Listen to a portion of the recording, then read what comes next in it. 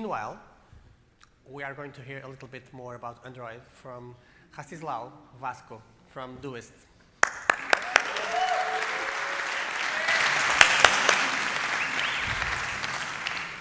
Hello everyone, my name is Rastislav Vaško and I'm working on Android at Todoist.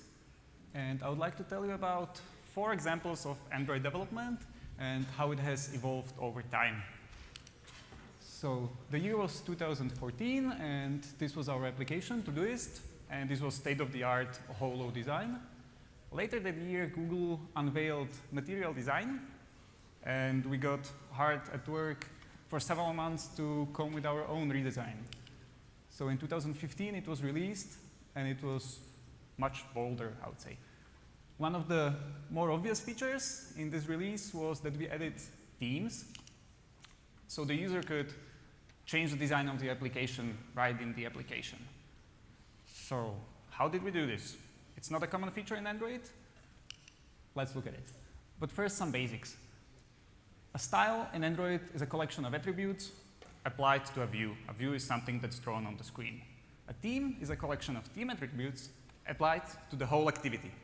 That's what you see on the whole screen.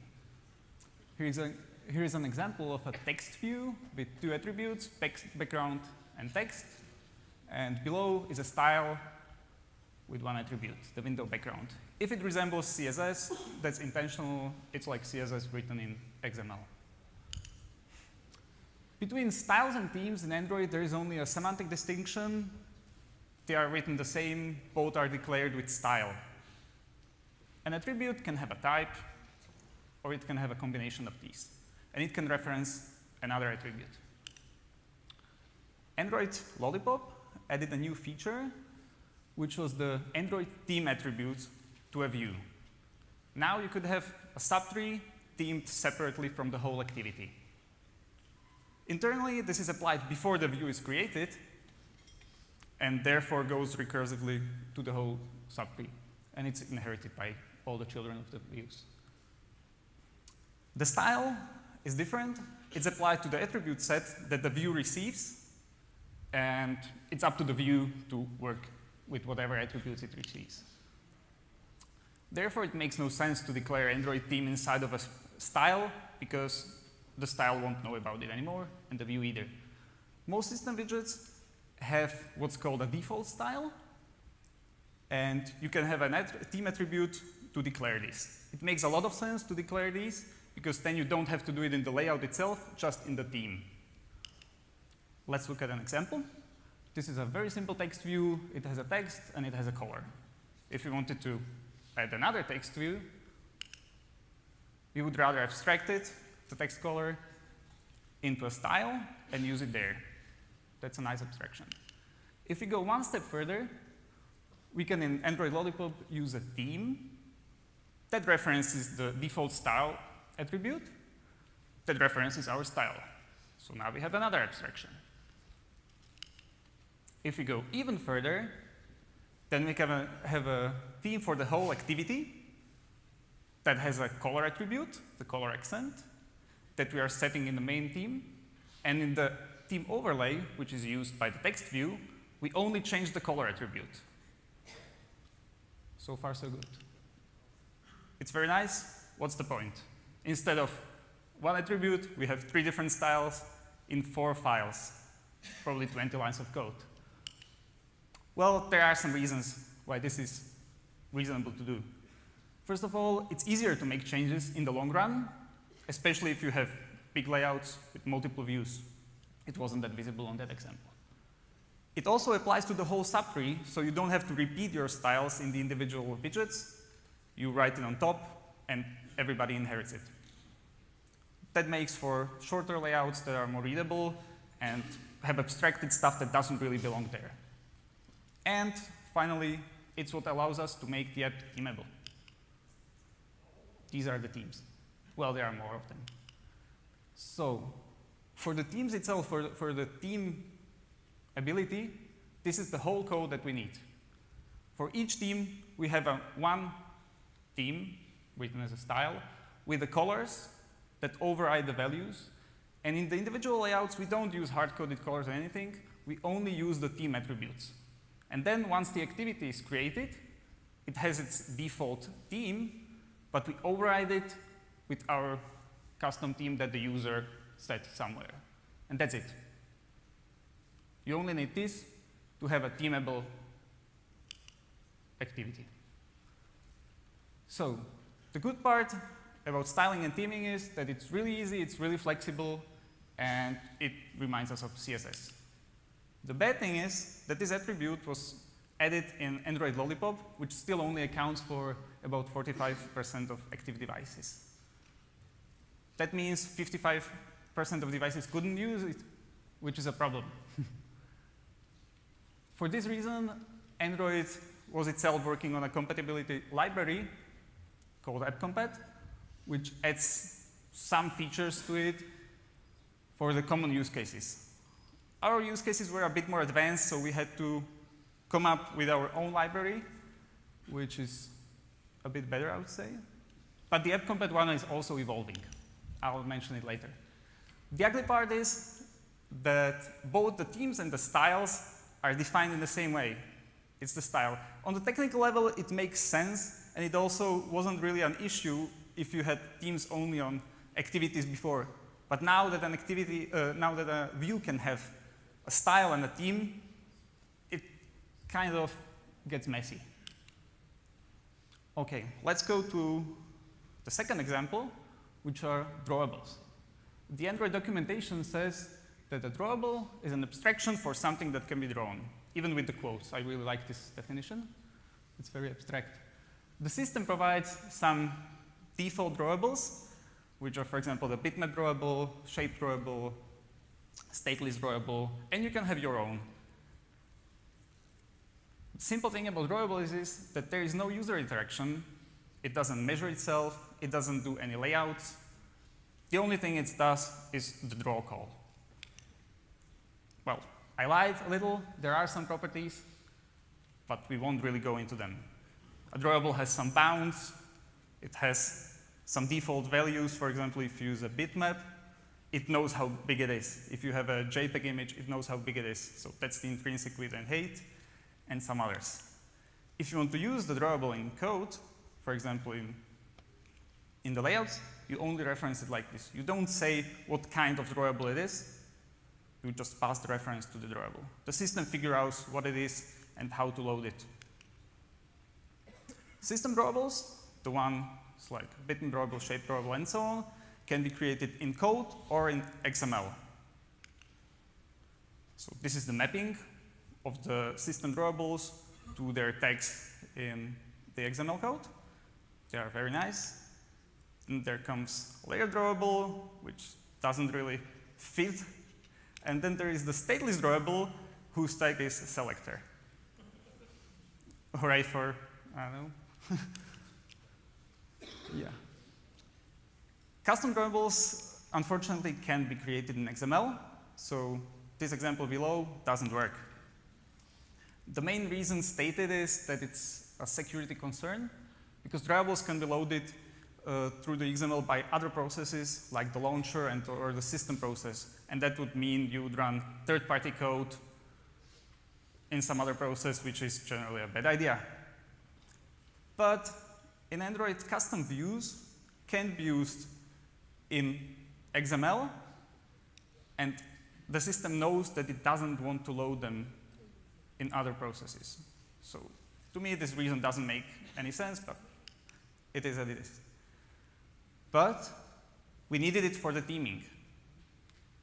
The drawables in Android Lollipop also got new attributes that we needed to make the themes work, especially for the theme thing. So we had to come up with a way to do this. There are two bad approaches to do this. The first one is used by the AppCompat library. It's by introducing custom attributes. There is an Android source attribute. AppCompat adds a source compat attribute. This way, the drawables won't crash when they are loaded. For example, they use it for adding vector drawables.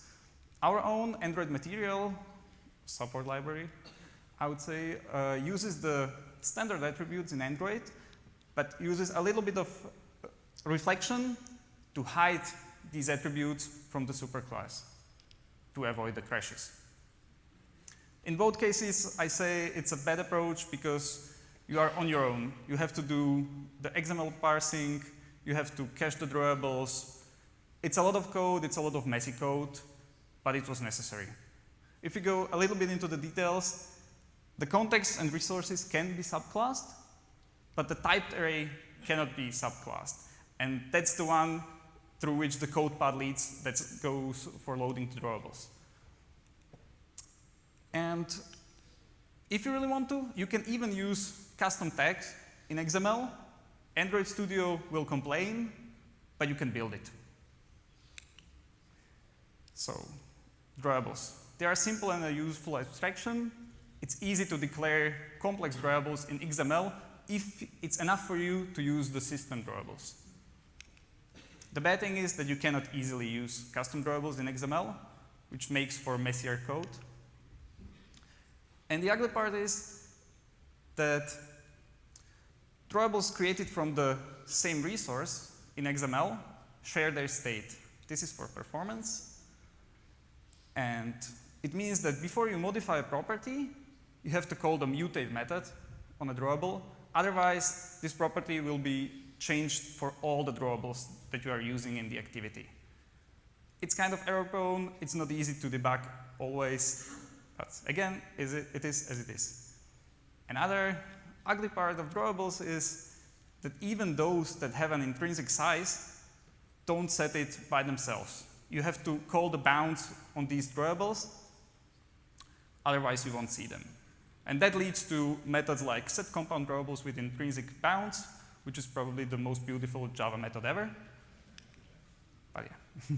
Let's go to the third example, which is navigation in Android. So first, the definition. A task is a stack of activities with the topmost one visible. In Android, there has always been one way to navigate. Well, aside from the forward navigation, one way to navigate back through the back button, down on the left, which finished the first activity, the visible one, and led you back to where you were before. In Android Honeycomb, which came out in 2011, they added another navigational style, which is the up navigation. It's the one on top, I think. That's why they call it up. In my example, it works the same, because most of the time, it works the same. So back leads to the previous screen. You can just finish your activity, and you go back to where you were. The task just pops the top activity. Unless it was opened from a notification or an app widget. In that case, your activity would just close, and you would be back in the launcher. That's not what the user expects. So to avoid this, you have to use a very nice class, tasks text builder, to make a synthetic task. You have to pretend like there was a stack of activities below the ones that was loaded.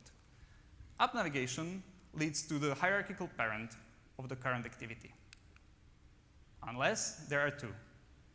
The specification states that if there are two, you should pick the one that was used to open the current activity.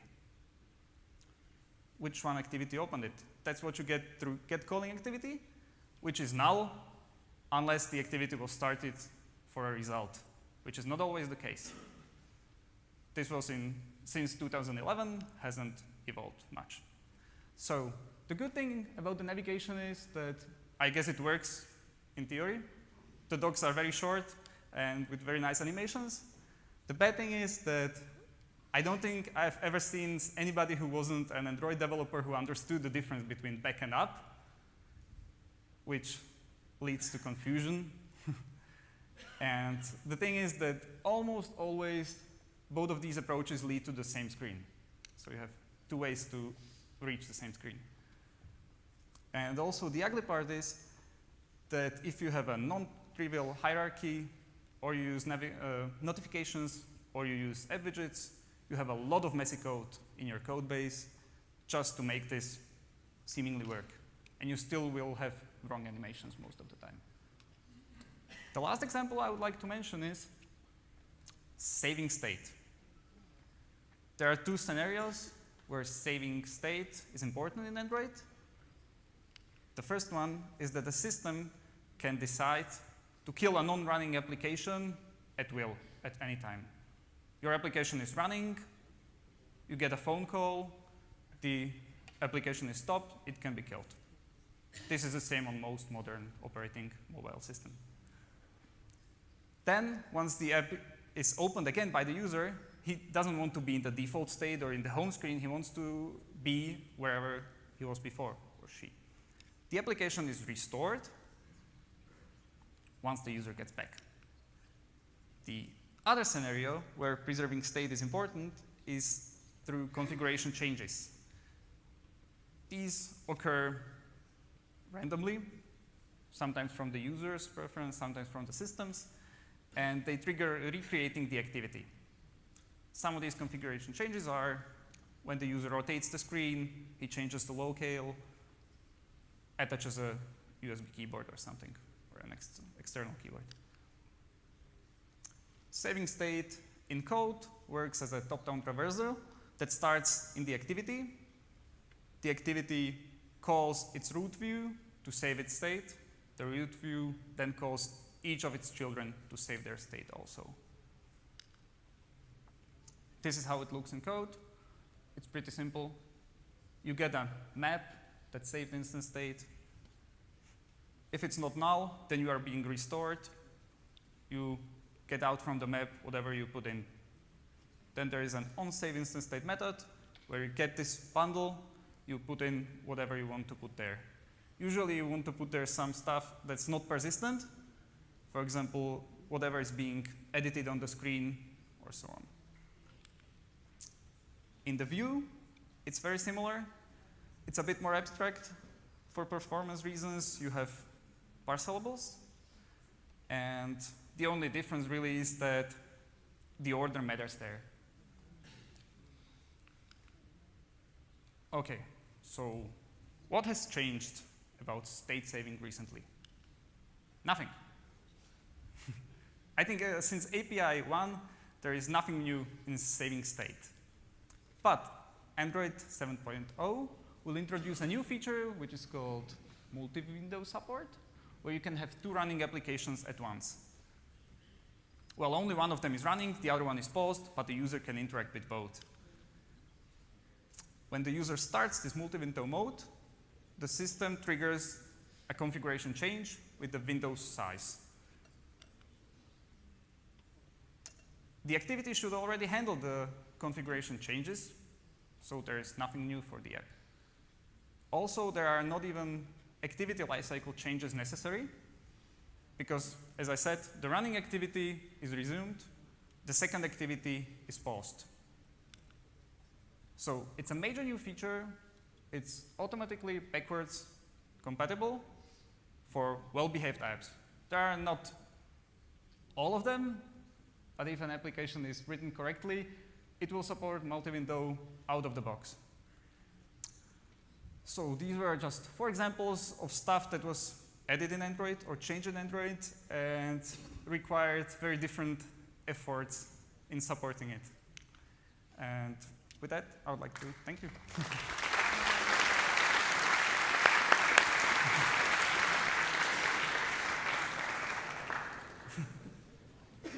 Real good control. So questions? Really? No Android developers here. Okay, who of you usually love Android? Really? Really? Tough crowd. All of them iOS developers. One question over there. The strange guy over here. Yeah, I haven't seen him before. Hi. What would you change about the way state saving and restoration works? If you could design the API from scratch, what would you change? I think after 7 years, it's a bit overdue to use parsellables. It was probably reasonable in the first versions because the devices had very little RAM and so on. But at this point, I think just using the bundle, even there, makes much more sense. It makes for cleaner code. And the thing is that a bundle is even passed down to that method. It's just that the type of the argument is a parcelable. Anyone? Was it the food? Too much food? Too much coffee? Sugar? Too well seated? Yes. It should be a stand-up audience throughout all the talks. Yeah. Well, it's almost 6 p.m. Well, in that case, thank you. Thank you.